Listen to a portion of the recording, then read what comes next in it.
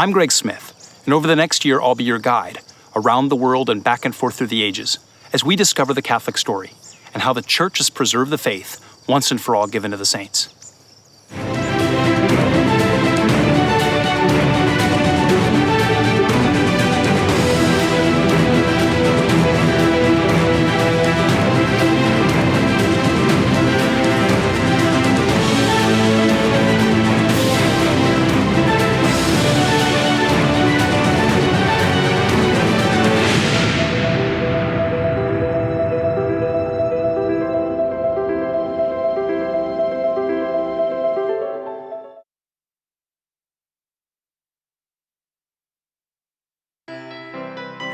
France.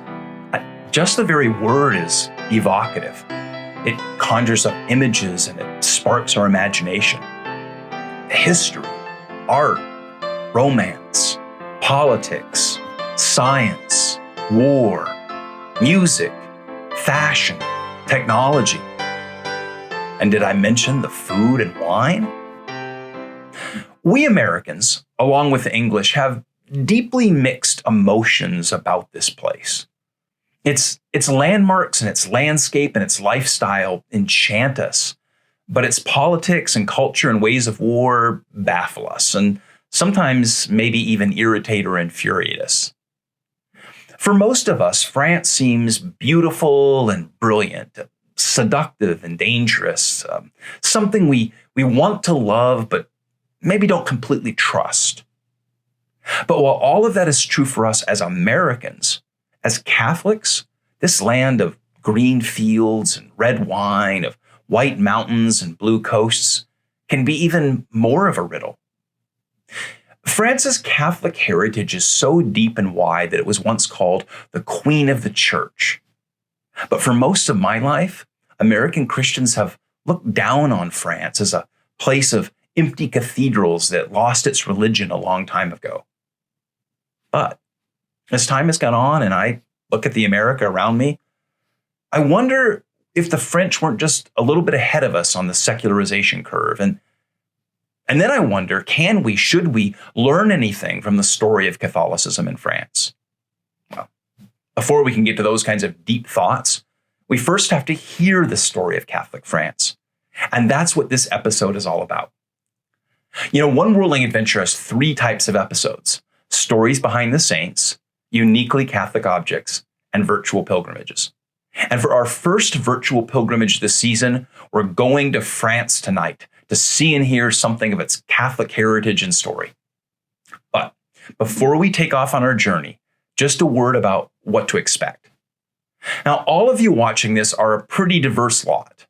Some of you want historical facts, names, dates, places, battles, and all of that. Some of you want a travel log, mountains and vineyards and possibly pretty villages. And some of you are the hardcore Catholic pilgrims. You want the inside of Gothic cathedrals, Marian shrines, and the incorruptible relics of saints. So, for all of you, I have some good news and some bad news.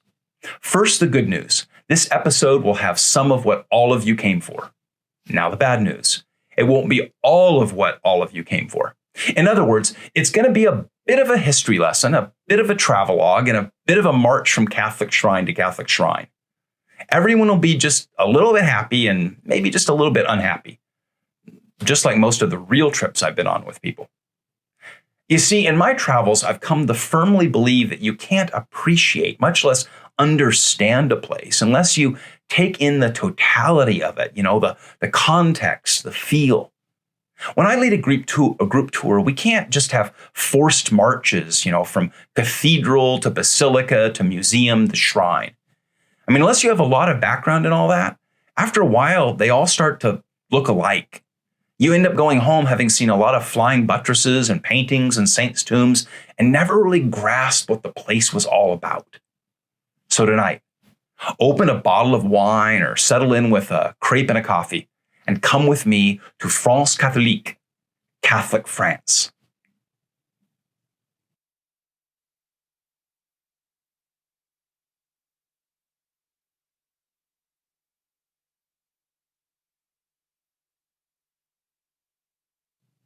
This is France. what the Romans called Gaul. In the year 50 BC, the Roman general Julius Caesar wrote an account of his military campaign in Gaul, the Gallic Wars. It used to be the first book that Latin students read, and it begins with three famous sentences. All Gaul is divided into three parts, one of which the Belgae inhabit, the Aquitani another, those who in their own language are called Celts, in ours Gaul, the third. All of these differ from each other in language, custom, and laws. 2,000 years later, those regional divisions are still evident when you travel through France. It is a diverse nation. The north is culturally tied to the Low Countries, to Belgium, Flanders, and Britain. The southeast, the region of Bordeaux, what used to be the medieval kingdom of Aquitaine, is rugged and independent, defined by the Atlantic Ocean and the Pyrenees Mountains. The southwest is a Mediterranean culture, heavily influenced by Roman civilization. And the great middle is the land of the Celts, the Gauls, the Franks, what we Americans typically think of as the French. Caesar conquered those tribes with their fierce but untamed Celtic ways. And then Roman civilization did what it did best, connected Gaul with the rest of the world. Cities sprang up with networks of roads, laws, trade. Latin became the official language of government and business. And all of this made possible the rapid spread of Christianity throughout Gaul just a century or so later.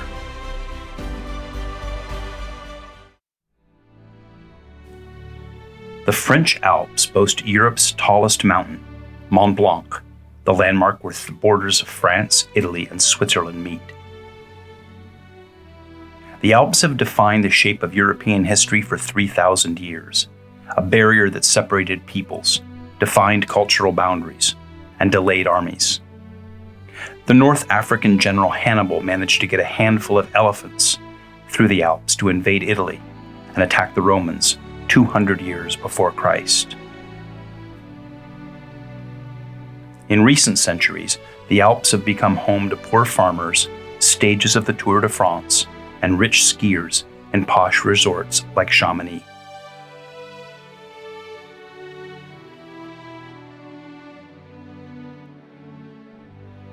La Salette is a village nestled high in the French Alps. In 1846, it consisted of 8 or 9 hamlets, maybe 800 people in all.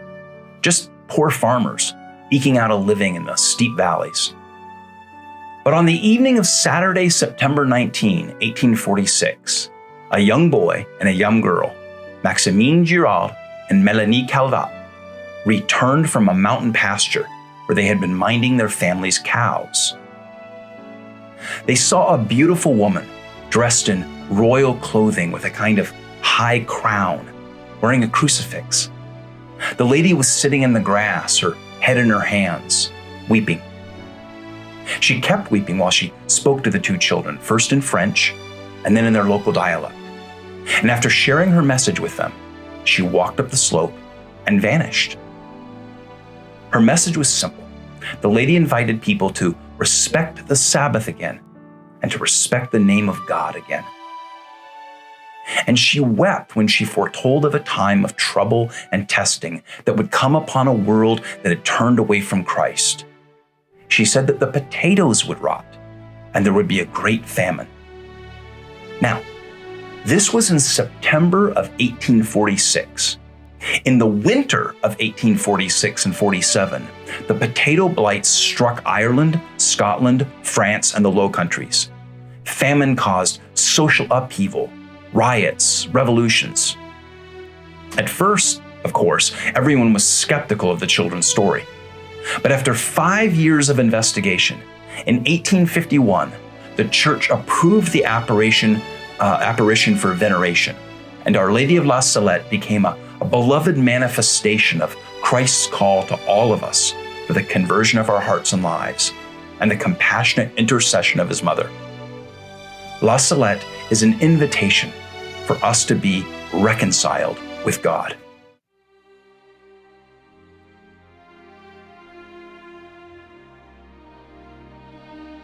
are the region where the mountains bend south to meet the Mediterranean.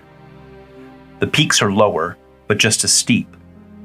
Over the centuries, it has served as a shortcut between Italy and central Gaul, a region for poor shepherds, warlords, and bandits, but now some of the world's most expensive real estate. In the classic novel Les Miserables, the convict Jean Valjean, having been released from prison in Marseille on the coast, flees here to the Maritime Alps, where he meets a kindly bishop, steals his silver, and through the bishop's mercy, turns to Christ and reforms his life.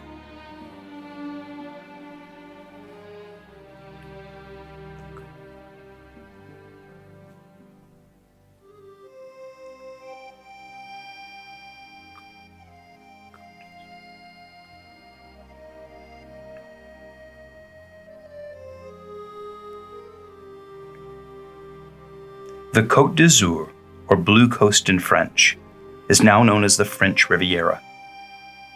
But before towns like Monaco and Nice became the home of the rich and famous and Formula One races, it was the land route between Rome and Gaul.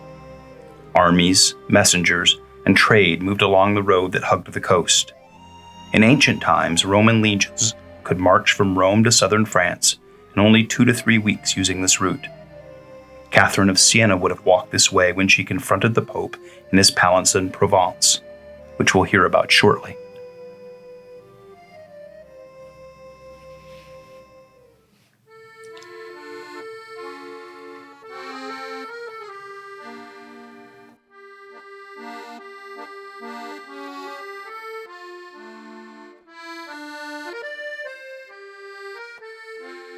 And hills of southern France have a Mediterranean climate and culture, more like Southern California or central Italy than Paris or Normandy.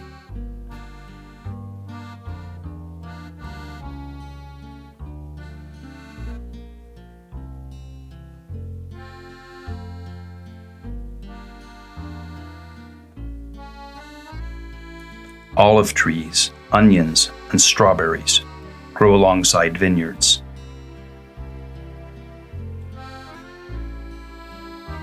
Provence is dotted with villages and fortresses, perched on hilltops as protection against all the armies that marched through here over the ages.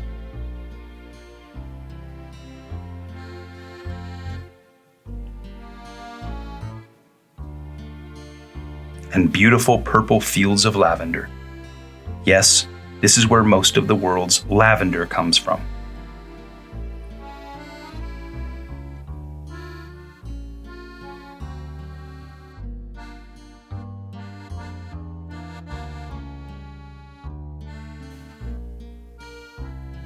Mont Ventoux towers over Provence.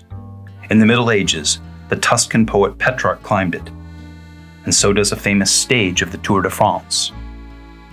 The cities like Arles are Roman, with red tile roofs and gladiatorial arenas.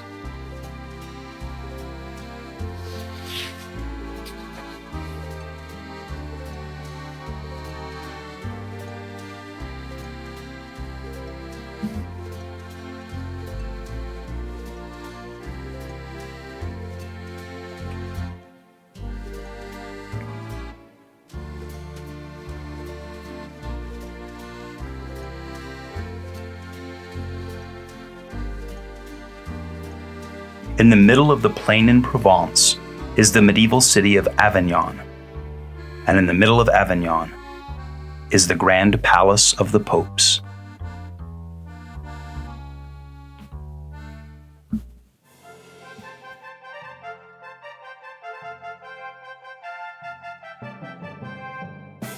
For 67 years, between 1309 and 1376, 7 consecutive popes lived and ruled the church from this palace in Provence.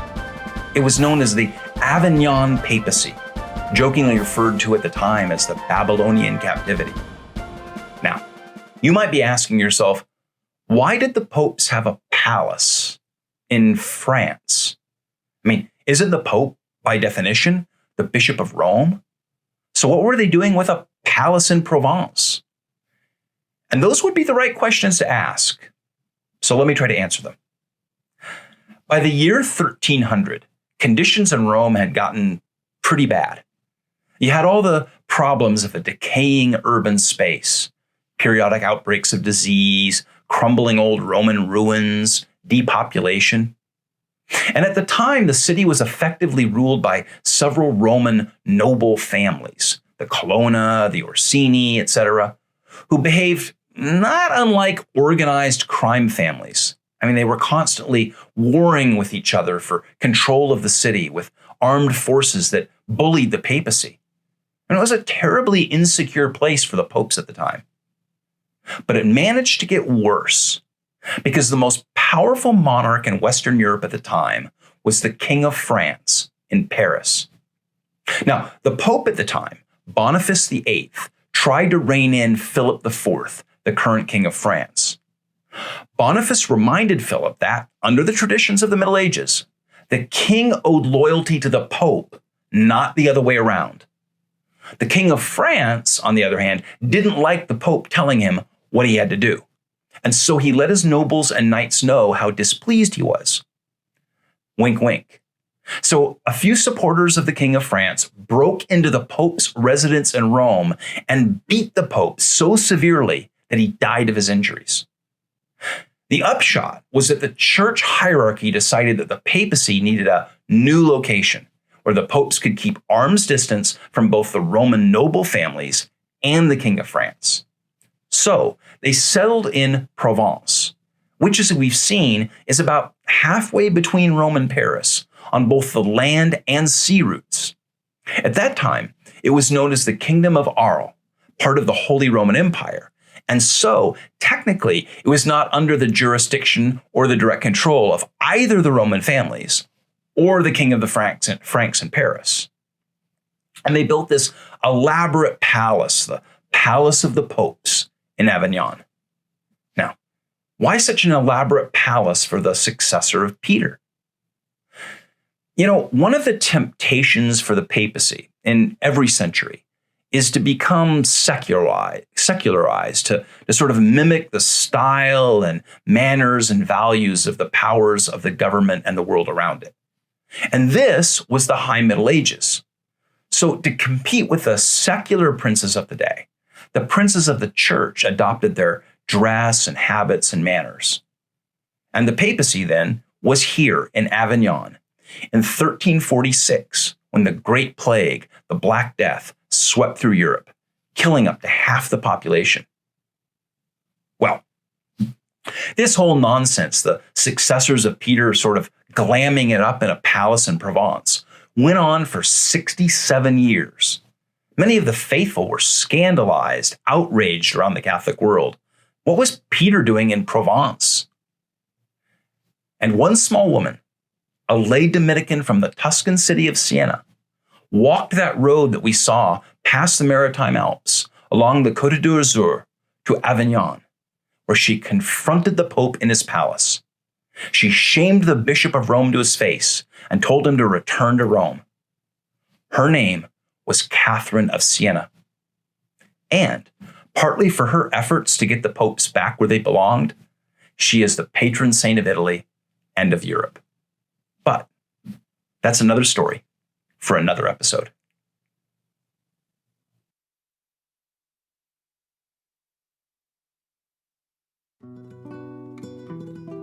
East-west between the Mediterranean and the Atlantic, the Pyrenees mountain range defines the border between France and Spain.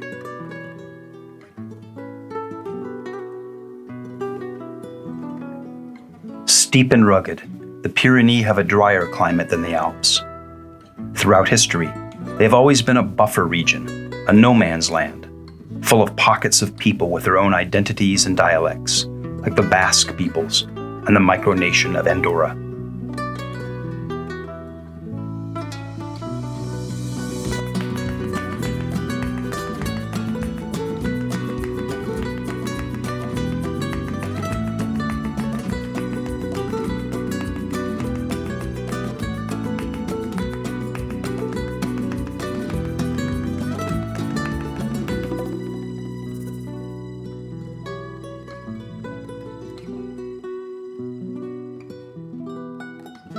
the French city of Pau has a southern feel, influenced by the mountains and Spain on the other side. And the town of Lourdes reflected the distinct Pyrenees culture and language before it became a destination for pilgrims and tourists from around the globe.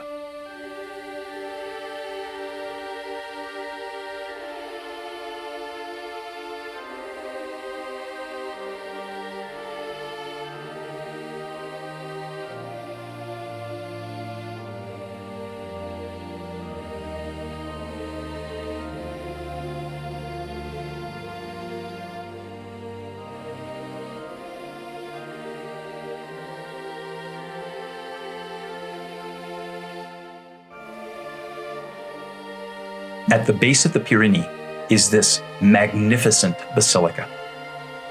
Every year, 5 million people come here on pilgrimage. They worship, they sing, and they visit this cave or grotto in the bluff along the river. Why? You see, in 1858, Bernadette Soubirous was a sickly 14-year-old girl. The nuns at her school and her neighbors thought she was what we might call developmentally disabled. Now, France was going through some pretty hard times at that era, and the Soubirous family had fallen into extreme poverty. There were 10 of them living in a one-room basement that was either an old dungeon or jail beneath this house. One day, Bernadette and her sister and another girl were out gathering firewood near the river in what was more or less essentially the city's garbage dump, when Bernadette saw a lady dressed in shimmering white in the grotto or cave. The lady called herself the Immaculate Conception, and she told Bernadette a number of things: that a spring of water would come forth from the grotto, and that people should come there and pray for mercy, and that a church should be built there for the multitudes that would come.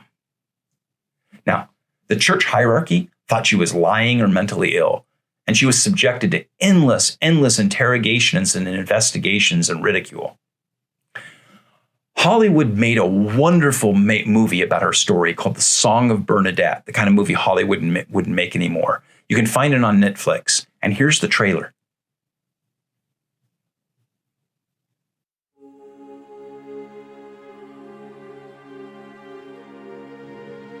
What is the Holy Trinity? Didn't you hear me? Yes, sister, I heard you. But I know nothing about it.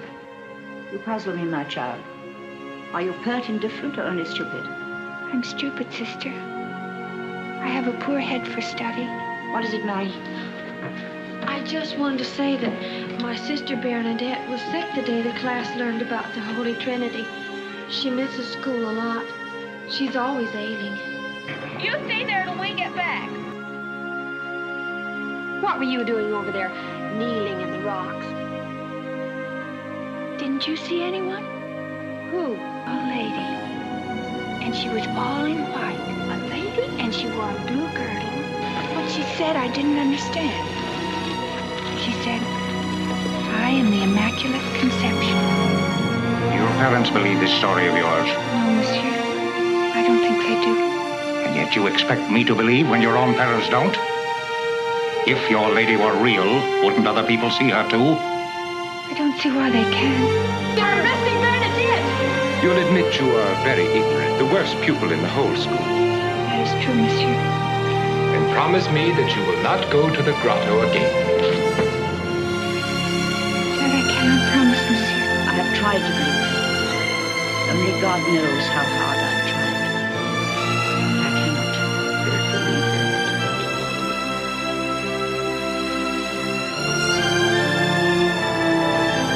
God, forgive me. I persecuted her and I did not believe her because I was filled with hate and envy.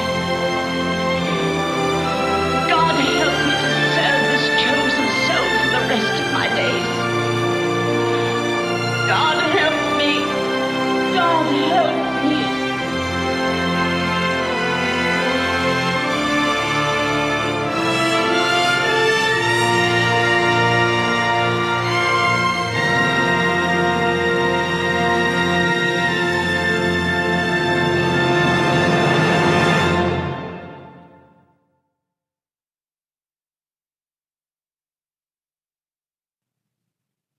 In the end, the church determined that what Bernadette had seen was real and that she was telling the truth. Because the multitudes did come, and they are still coming, to show their love for and ask for the intercession of the Blessed Mother, Immaculate Mary, Our Lady of Lourdes. Saint Bernadette entered a convent where she lived as a Saint Bernadette entered a convent where she lived a consecrated life until her death at age 35. And when her remains were exhumed to be transferred decades later, her body was reported to be incorrupt. Saint Bernadette's feast day is April 16, and she is the patron saint, among other things, the poor and people who are ridiculed for their faith.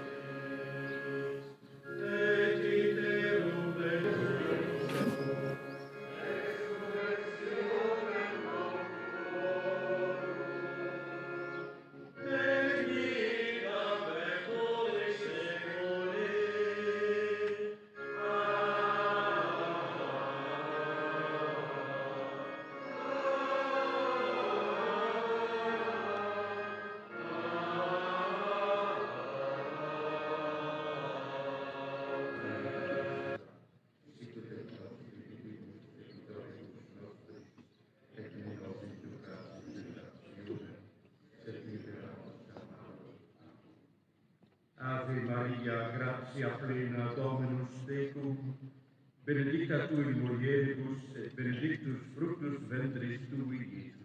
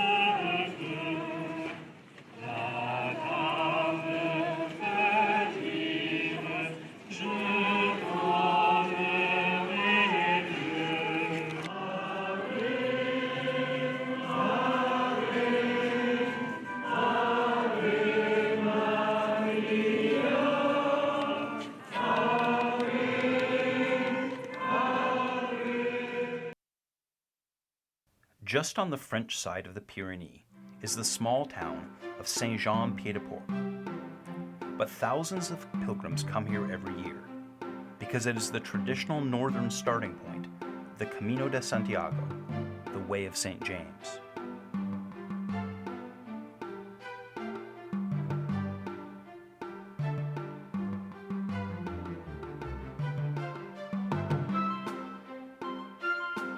Ancient tradition insisted that St. James the Apostle is buried on the Atlantic coast of Spain, in the city of Santiago de Compostela. Since the Middle Ages, Catholic pilgrims have crossed the Pyrenees and walked to the coast to pray at the tomb of St. James, a journey of nearly 500 miles.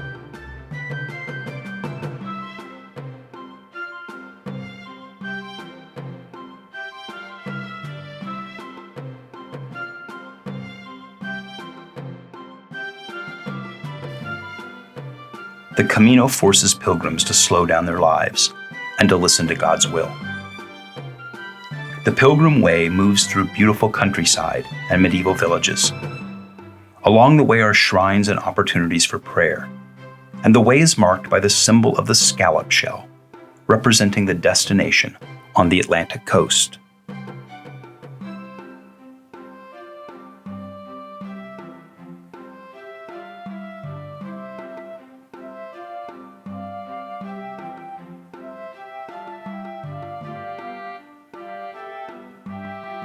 In recent decades, the Camino has become popular with non-Catholics and has become something of a New Age spiritual exercise for many. But for true Catholic pilgrims, the arrival at the Cathedral of St. James foreshadows our arrival at the heavenly Jerusalem when we finish the pilgrimage of this life.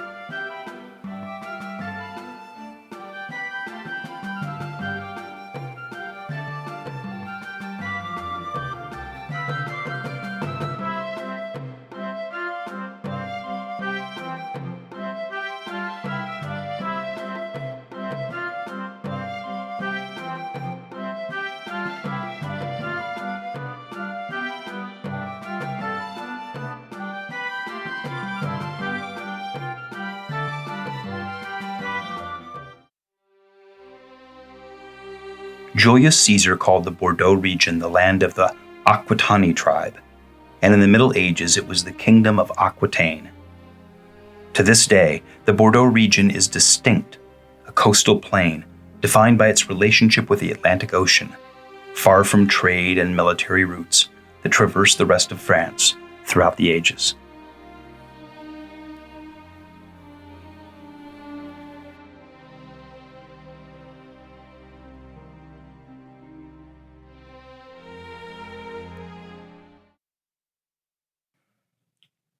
Okay, little lesson for my Protestant friends that might be watching this. When Catholics are confirmed, we choose a saint that we, especially admire to be a model for us and to pray for us. And we take their name at our confirmation as our confirmation name. Now, I was confirmed through the Roman Catholic Initiation for Adults process, or RCIA for short. And at my confirmation, I chose St. Thomas Aquinas, the medieval philosopher and theologian known as the angelic doctor for the clarity and illumination he brought to questions about God.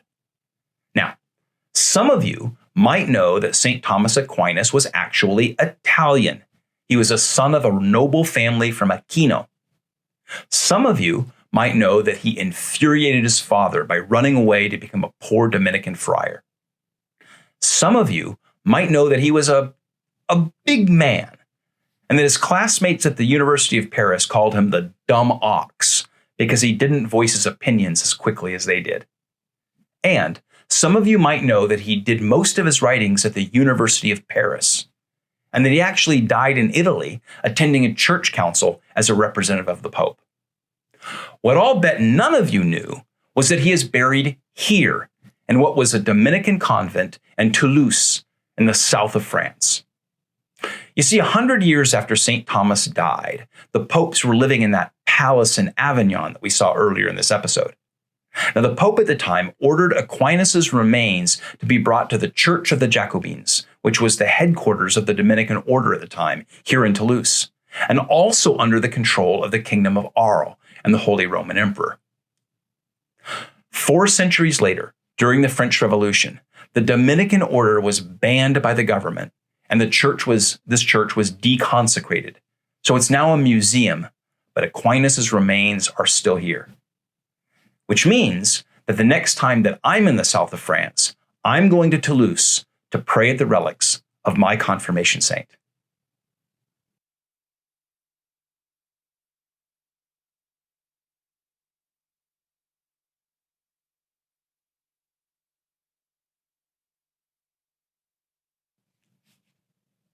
The religion of Islam was founded in 622 by Muhammad in Arabia. And over the next century, Islamic armies swept through the shattered remains of the former Roman Empire, sweeping up cities that could no longer defend themselves. So all of what had been Roman North Africa fell, then southern Spain.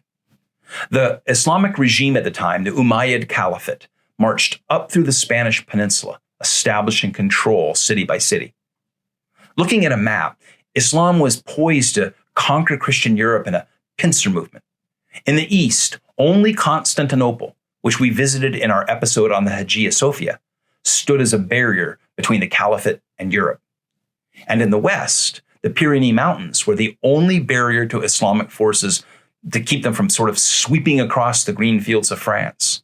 Then, Italy and Rome would have been surrounded on all sides with only the Alps in the north as a last defense. And then, in 732, an Umayyad army crossed the Pyrenees.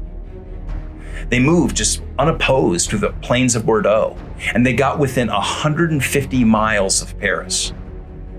But on October 10, 732, in the rolling fields between the cities of Poitiers and Tours, a small force of French light cavalry and infantry, led by a Duke of the Franks named Charles Martel or Charles the Hammer, met the Umayyad Expeditionary Army. Now, the Umayyads were routed by the smaller Frankish force. They turned around, headed south, back over the Pyrenees, where the Muslims consolidated their control of Spain for another 700 years. But that's another story for another episode. Tours, or Tours, is one of the battles that genuinely shaped world history. I mean, we don't have to speculate about what would have happened if the Franks hadn't stopped the Umayyads there. If they had been able to take Paris, only a 3-day ride away from the battle site, France would have resembled the Islamic states in Spain and North Africa. And if France had fallen, well, then England and then Italy would have followed.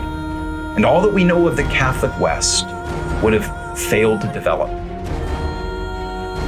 And there's another twist that came from this battle. The leader of the Franks, Charles Martel, established the Kingdom of the Franks, which helped shape the map of what we know as modern Europe. His kingdom, his dynasty, the Carolingians, became the protectors of the church and of Christian Europe. And thus, on Christmas Day in the year 800, 68 years after the Battle of Tours, Charles Martel's grandson, Charlemagne, knelt in St. Peter's Basilica in Rome while the Pope placed a crown on his head and declared him Emperor of the Romans. And thus, the Holy Roman Empire, which would become entwined in Catholic history, for better and for worse, for 1,000 years, was born. But of course, that's also for another story. And all of this because a few Frankish knights turned back an Islamic invasion in the green fields of France, only a 3-day ride from Paris.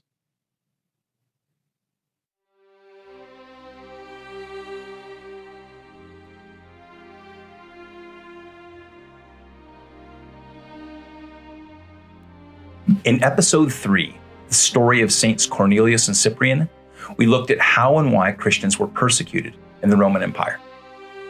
But 75 years before those two saints, in 177, a local persecution broke out in the city of Lugdunum, which has become the modern French city of Lyon.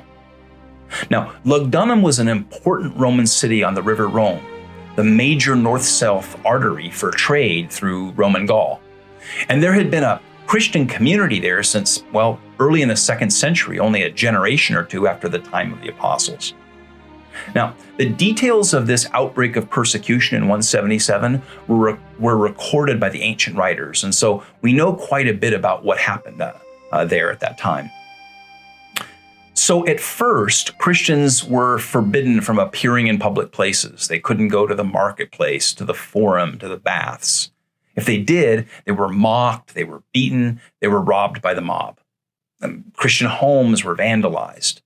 But it got worse. Eventually, dozens of Christians were rounded up and imprisoned to wait for the arrival of the governor from Rome so that they could be tried.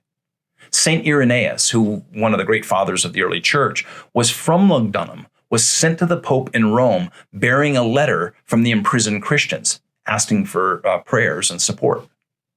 Now, when the governor arrived, the trials began.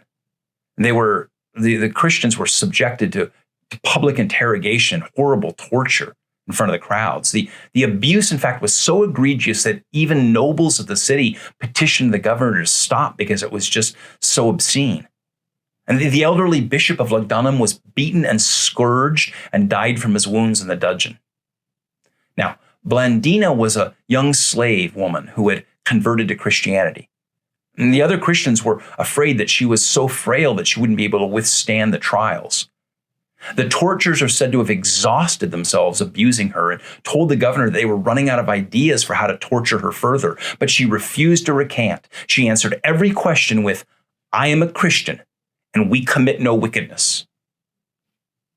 Finally, she was tied to this stake in the arena, known as the Amphitheater of the Three Gauls, and wild beasts were released to eat her in front of the crowd. But according to the ancient accounts, they would not touch her. And so she hung exposed on this stake for days, but she just didn't die. Eventually, the Romans scalded her and burned her and scourged her, tied up in a net, and tossed her in front of an enraged bull in this amphitheater, who tossed her in the air with his horns. As a saint, her image is often sort of represented in images with a bull. In total, 48 Christians were martyred in public spectacles in Lugdunum in this arena. They were forced to watch each other being tortured while being pressured to renounce their faith. They're known as the Martyrs of Lyon. Two of the most well-known are Saint Ponticus, a young 15-year-old boy, and Saint Blandina.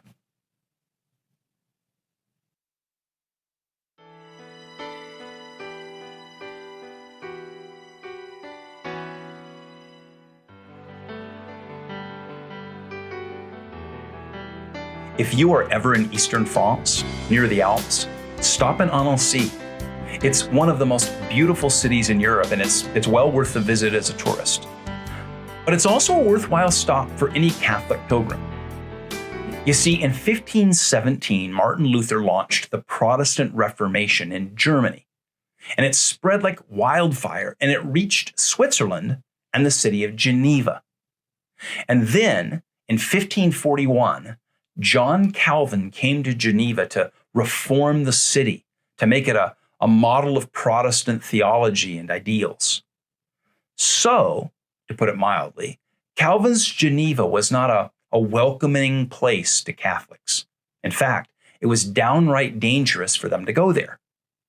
Which is why, when St. Francis de Sales was appointed to be the Bishop of Geneva a few decades later, he lived and pastored his diocese from here in Annecy, only 18 miles away over the border in France. The Catholic Church was in the midst of the Counter-Reformation, its response to Protestantism. And to counter the Calvinists, the Pope sent St. Francis de Sales.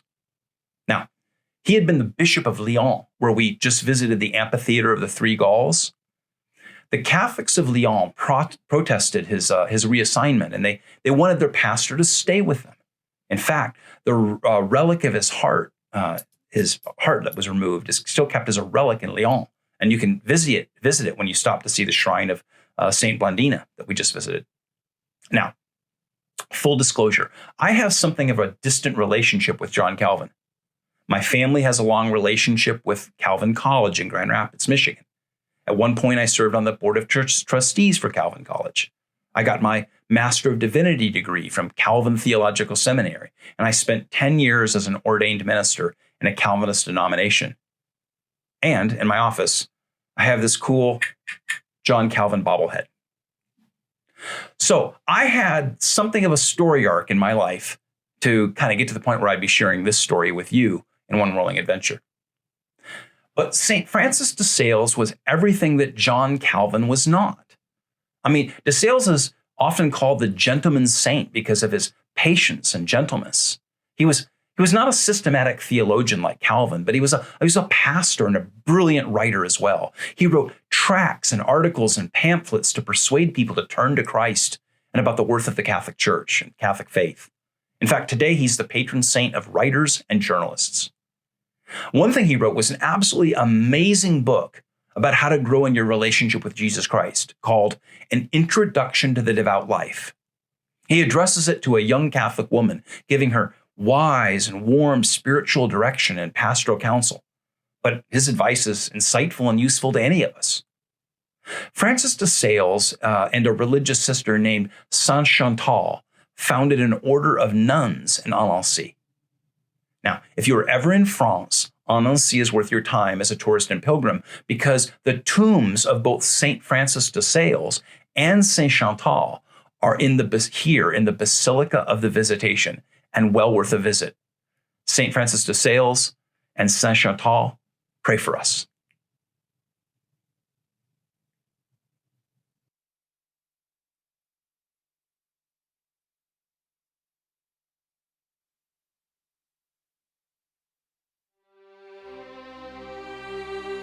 Ages, the Benedictine Abbey of Cluny was the pinnacle of the prestige and power of the monastic orders that were so deeply integrated into the cultures, economies, and governments of Europe.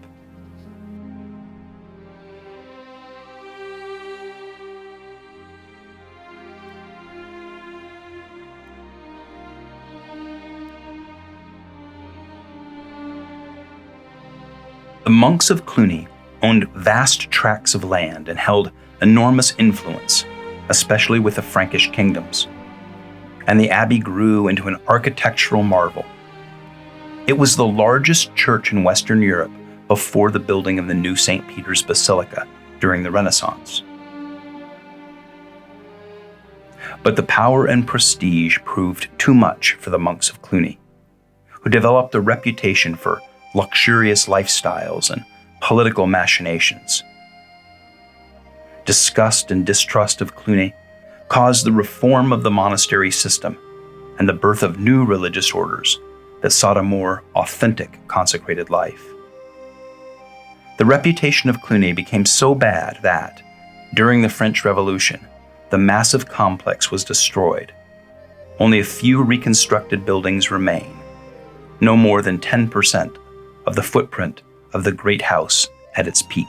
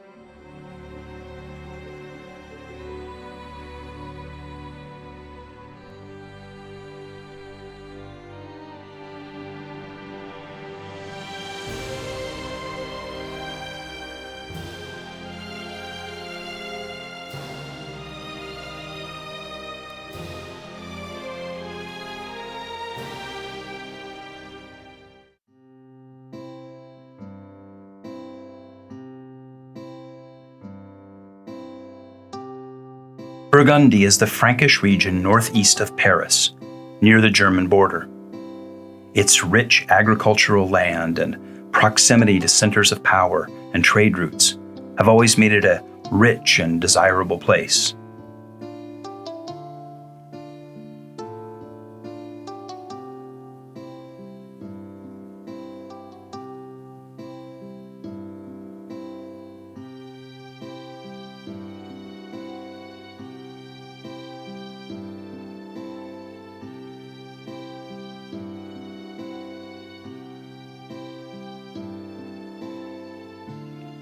And it happens to grow the perfect grapes for wine.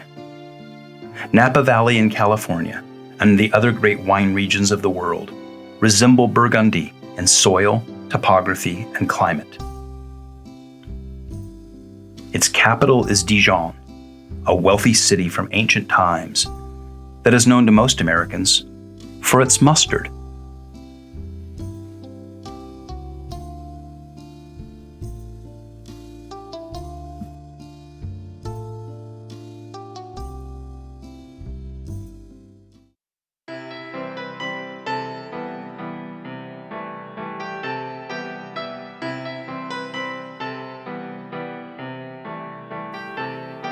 A 3-hour drive from Dijon is a city that needs no introduction: Paris.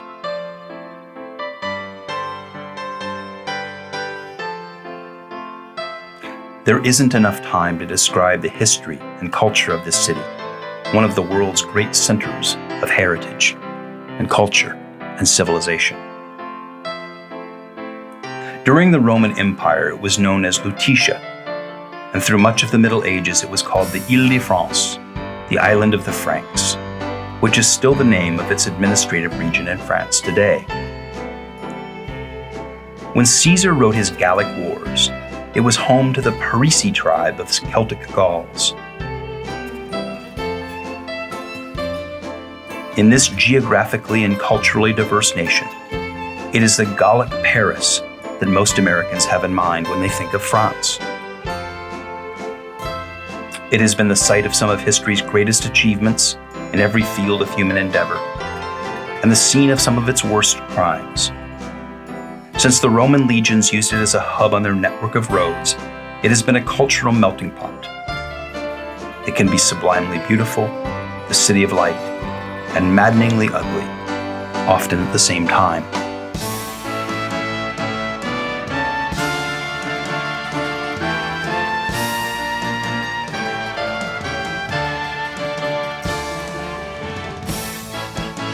City built on a river, the Seine, which, as you can see, winds a serpentine path down to the Atlantic. The city is not a deep river, so ships cannot sail from the sea into Paris like they can up the Thames into London. Except for the low-draft Viking longboats. During the age of Viking raids, the Northmen sailed their boats into Paris to raid palaces and churches. The beautiful bridges in the middle of Paris were originally built as defenses against these river incursions. The Seine empties into the Atlantic at the port city of Le Havre. Caesar said that the region here was inhabited by the Belgae tribe, and this area resembles Flanders more than it does other parts of France. Le Havre has always been France's primary port to the Atlantic, and thus it has been a strategic location in every war since Caesar launched his invasion of Britain from here. Today, Le Havre doesn't have much for the Catholic pilgrim to see, because most of it was bombed to smithereens during Operation Overlord, the Allied invasion of Normandy in World War II.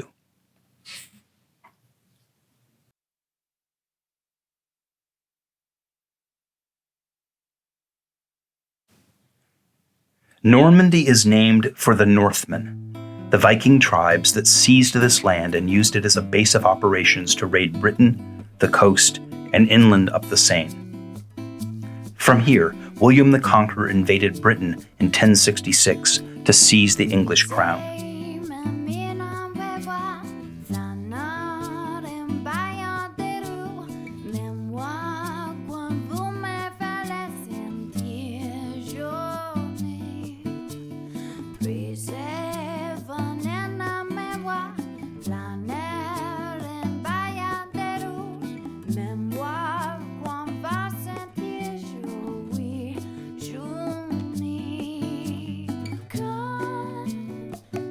Pleasant, rolling land of dairy farms and meadows, with perfect and pretty little villages, once again culturally distinct from many of the other regions of France.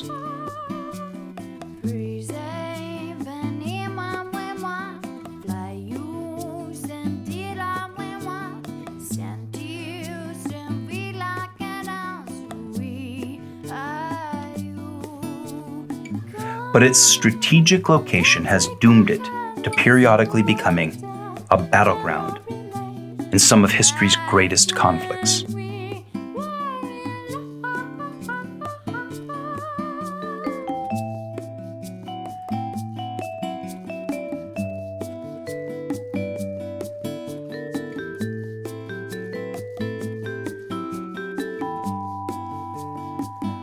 Americans who come to France, whether Catholic or not, all went to visit Normandy, and one spot in particular,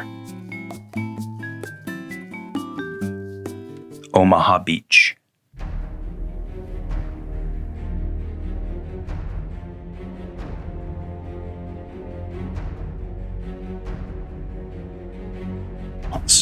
Adolf Hitler established what he called Fortress Europe.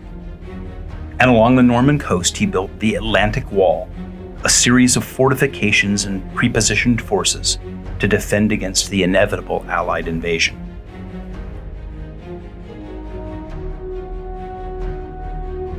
General Dwight Eisenhower, the Allied forces planned Operation Overlord, the greatest invasion in the history of mankind. They planned to establish their beachhead here, just a few miles from the village of Bayeux, where William the Conqueror had launched the invasions of England 900 years earlier. D-Day was June 6, 1944. And at H hour, the Allies unleashed the arsenal of democracy on the Nazi Empire.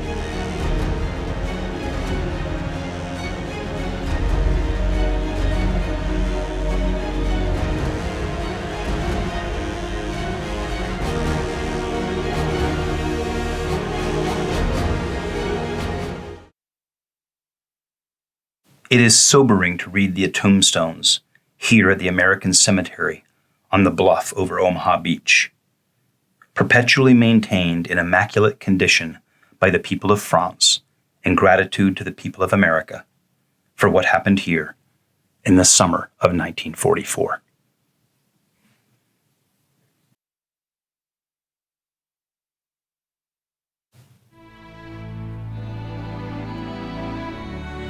Just down the Norman coast from the D-Day beaches is a place so iconic in the Catholic story that we use it during the opening and closing credits for One Whirling Adventure. The island of Le Mont Saint-Michel, or the Mountains of St. Michael. Times, the Mont had been a natural fortress. It sits on a tidal plain, which floods when the tide comes in, so it's only accessible by foot a few hours a day.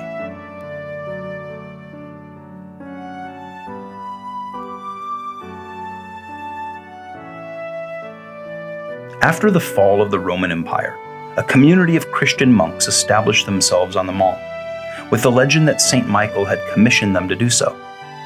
In any case, it was the perfect place to live a consecrated life of prayer, removed from the world and protected from Viking raids. The monastic community on Saint Michel waxed and waned, at some points falling into worldliness and generations later reforming again. But over the centuries, the natural defenses were too attractive for secular rulers to ignore, and it was used at various times as a military installation or defensive castle. But the monastery and church remained, and still remain. Mont Saint-Michel is an illustration of the medieval Catholic vision of society. At the top is the church and the Eucharist, and then organized layers of monks, craftsmen, and fishermen, all living in a symbiotic community dedicated to God and protected by God. It is one, but not the only metaphor for how the Catholic Church has existed for 2,000 years. And visiting here gives the pilgrim an opportunity to reflect on how we should organize our community for the next millennium.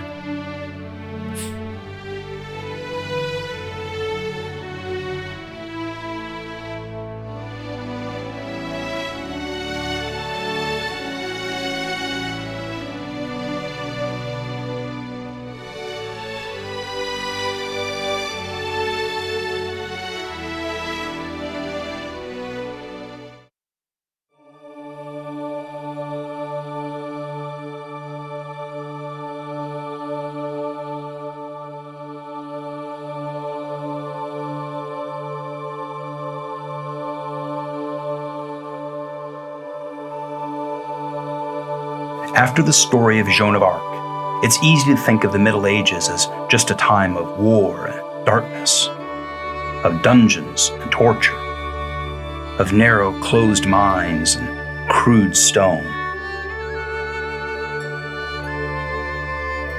But the High Middle Ages were about more than darkness and nights and battles, because a new light was dawning. They were about light. This is a Gothic cathedral. The Gothic style of architecture was born in the region of northern France. The Gothic was a sermon in stone. It preached the sacredness of God and the Eucharist as the summit of our lives and our communities and our work.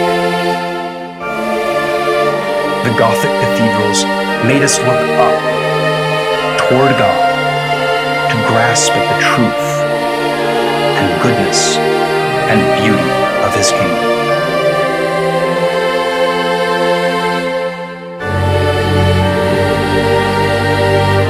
This is the Cathedral in Amiens, one of the great Gothic constructions of the High Middle Ages.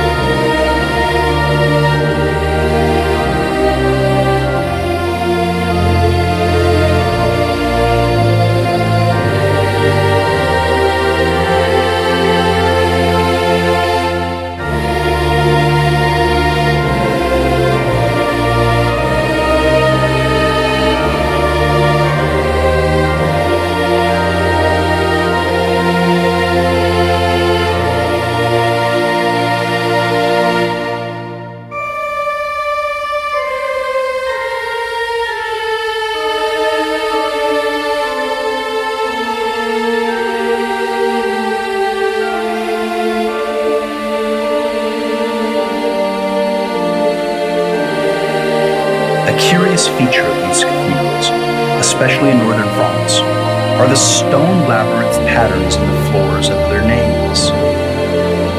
The labyrinths reminded worshippers of the complex journey we each must take through life, and that there is only one right path that will get us to our destination.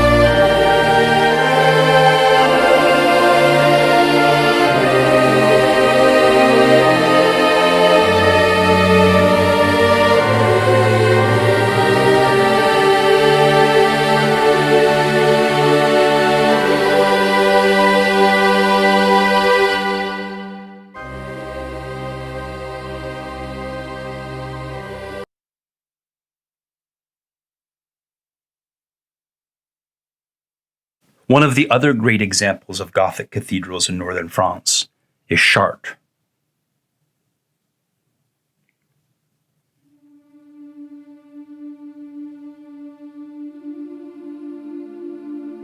I could, and at some point maybe I will, do an entire episode on these glorious churches. The vision, the piety, the investment and commitment, the art and the engineering genius that made possible lifting the walls and piercing them with windows and filling the space with light.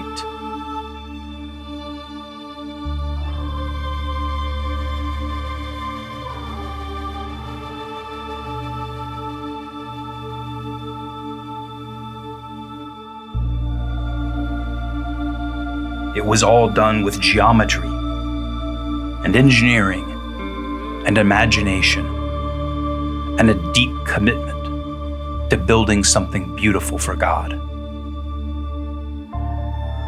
This is Chartres Cathedral, one of the other great examples of Gothic cathedrals. Pilgrims come from all around the world to see this. Its great twin towers of the sun and the moon.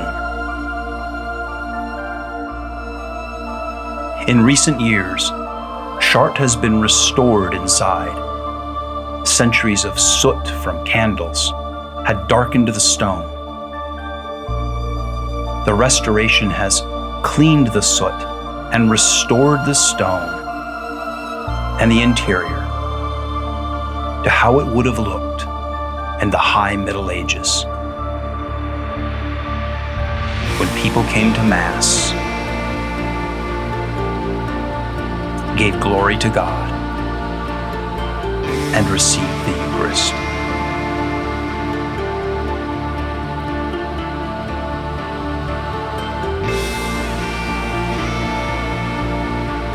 These are sacred spaces for sacred worship.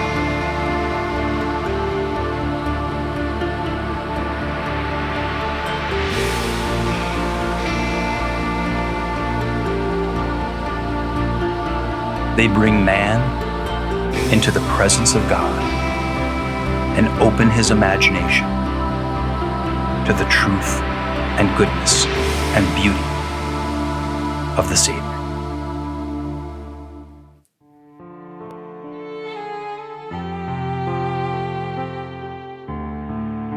Our Lady of Paris, or Notre Dame de Paris, sits on an island in the middle of the Seine River. But before we look at it, let's head over, just a couple of miles away, to the other landmark church in Paris,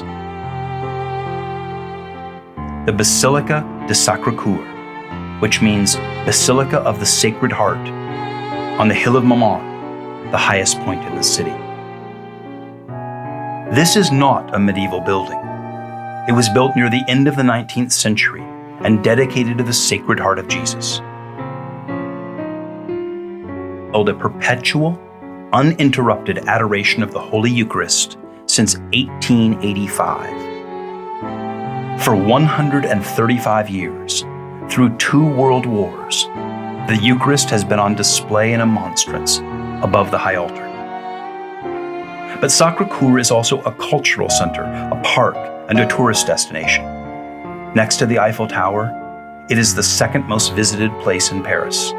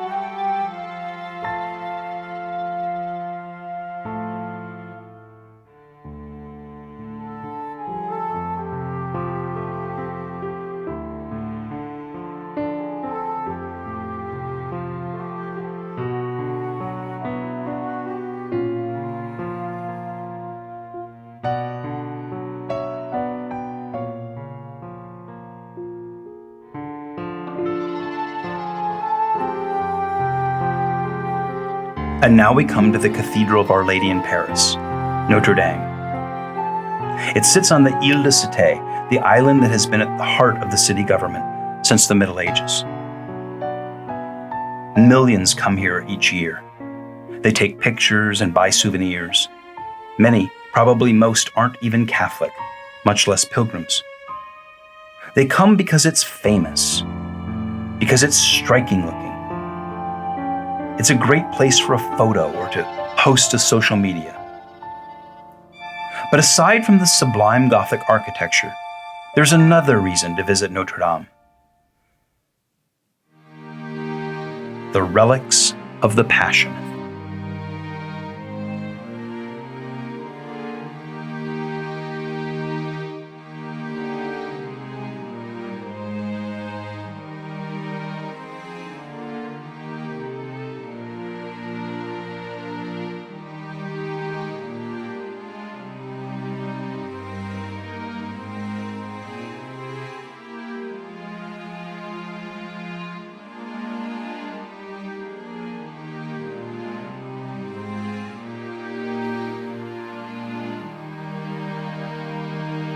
Here is kept the crown of thorns, a piece of the true cross, and a nail from the crucifixion. Traditionally, the relics have been displayed on the first Friday of each month for veneration by the faithful.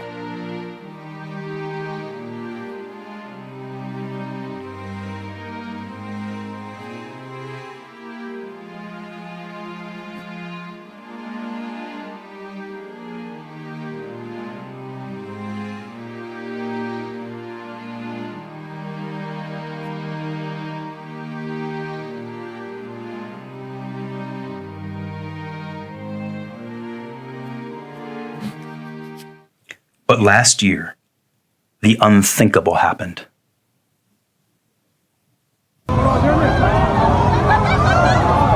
At the time, many, including me, worried that it was a terrorist From what I'm attack. hearing, the people are gathered clearing currently. everyone It brought from back the terrible area. memories This church of is 9/11. 850 years old. It's visited by 12 million people every year. If you've been to Paris, you no doubt have Investigation stopped by to have a revealed look at this that it was church. an accident right now related it is to on fire. maintenance A significant and number of renovations. firefighters and emergency crew are at this church in Paris. We just showed the image from earlier of that spire collapsing. What a sight that was to see. So you could sort of see it there through the smoke of the spire just falling onto A its side. marking moment, people, for saying really like what is left now. That's such a massive part of our city because it's our skyline as well. You know, from so many parts of the city, you can see that spire of Notre Dame. It looks horrifyingly like a worryingly a mountain. Listening to an historian. And Parisians, often viewed as jaded and irreligious, sang and prayed as they watched the Queen of the city in her hour of distress.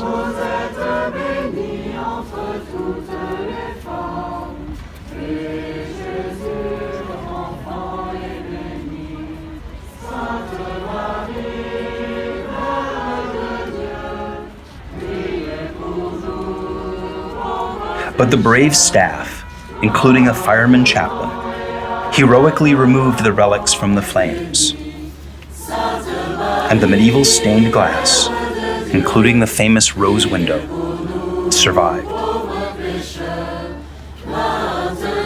And before the flames were even extinguished, hundreds of millions of dollars have been pledged to reconstruct it.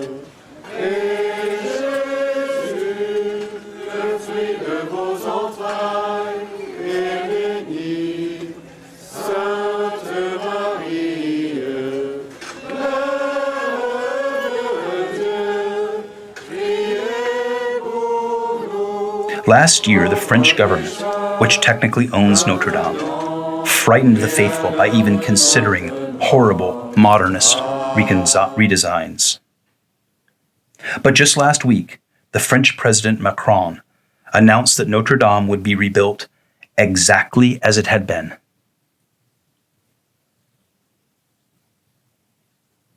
And just a few days before this episode airs, there were stories that French carpenters were using medieval techniques to reconstruct the building out of respect to those who built it 800 years ago.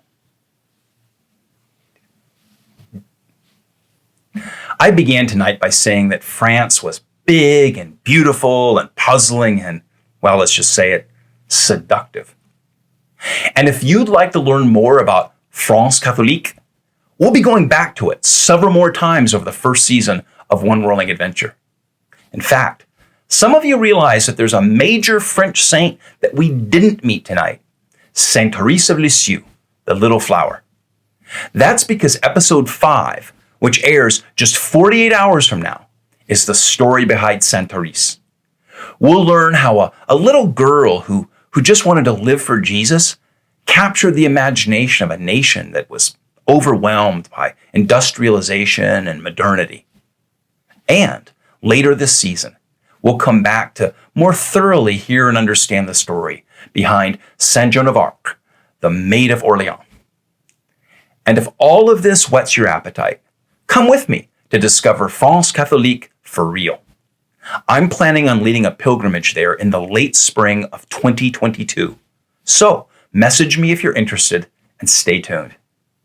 Oh, and if you've enjoyed One Whirling Adventure, then please tell others so more can hear the Catholic story. Now, if you're watching the live broadcast of this episode on September 27, 2020, then stay on the Zoom call after the final credits for the after party. You can share comments and I'll answer your questions.